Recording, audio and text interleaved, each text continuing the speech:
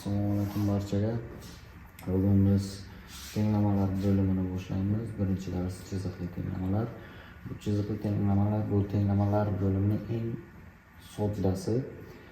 Sizlar bu tenglamalarni ayniqsa chiziqli tenglamalarni darslarda, maktablarda ko'p ko'rgansizlar. Eng oddiy misol bo'ladi. U masalan tenglik 9. Bu yerda biz nima qilamiz? Bizani vazifamiz noma'lum xat, ya'ni x ni topish. Buning uchun biz 6 ni o'ng tarafga o'tkazamiz. O'tkazish uchun uning ishorasini qarama-qarshi ishoraga almashtiramiz, ya'ni 9 minus 6. Bunda bizada bo'ladi x tenglik 3. X 2 minus 6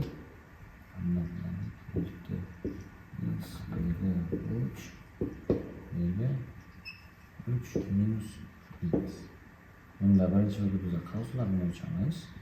Bu bo'ladi 3 ko'paytirilgan 2 ayrilgan 3 ko'paytirilgan 6x 3 minus x.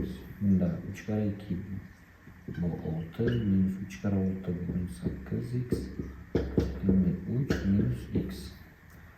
Bunaqa payt biz x'larni noma'lum xatlarning bir tomonida, sonlarni esa ikkinchi tomonga qilishimiz kerak. Ya'ni minus 8x minus x bu tarafda plus x bo'lib o'tadi.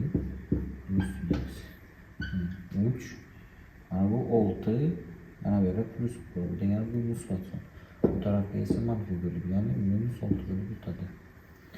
Minus 18 plus 1x da kattasidan kichigini ayiramiz, ya'ni 18 dan 1 ni ayiramiz, 17 bo'ladi.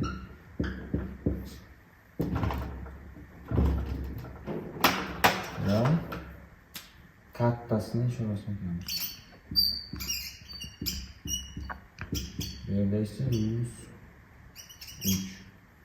Bu yerda esa ikkala tomonni minus 1 ga ko'paytiramiz.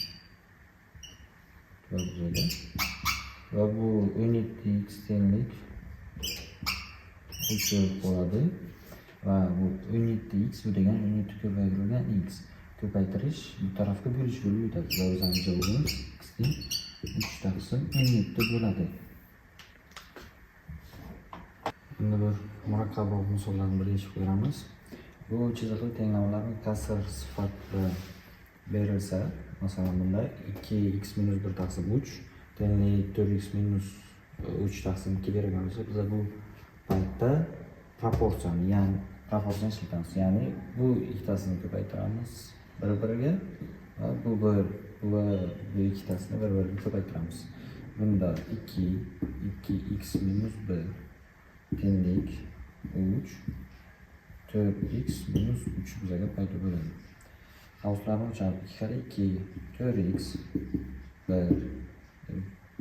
2 12x minus 9 4 bir tarafga o'tkazamiz, 12 bu taraf. Bu plus bilan shu minus bo'lib o'tadi.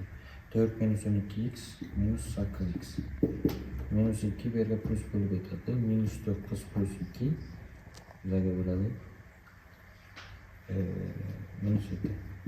Va x ni tenglik 7 taqsim 8. Yana shunga o'xshash misol olamiz.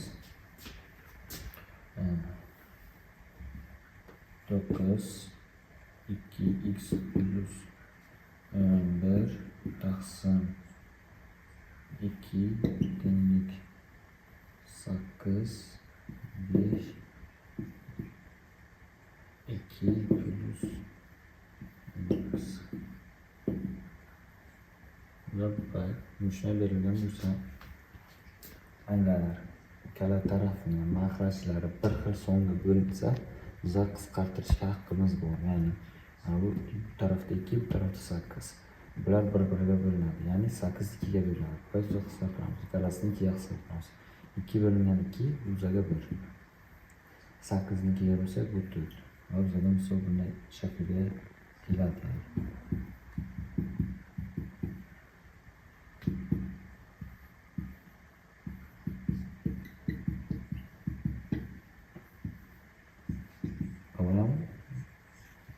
Nolning soni qanday aytgandik? Bu ham proporsiya qilamiz.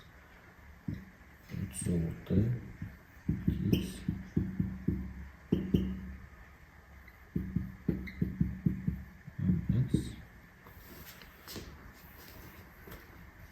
36 ko'paytirgan 2x yuzaga 72x plus 36 ni 11ga 36 ni 11ga 36 396 tenglik 10 qo'shilgan 50x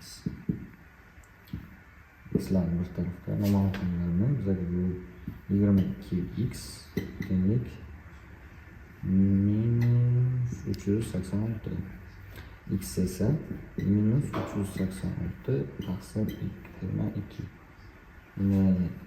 yana qisqartirsak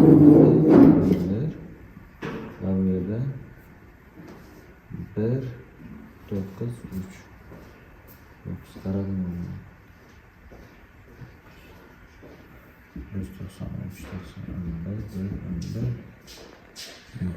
shu oxirgi joy.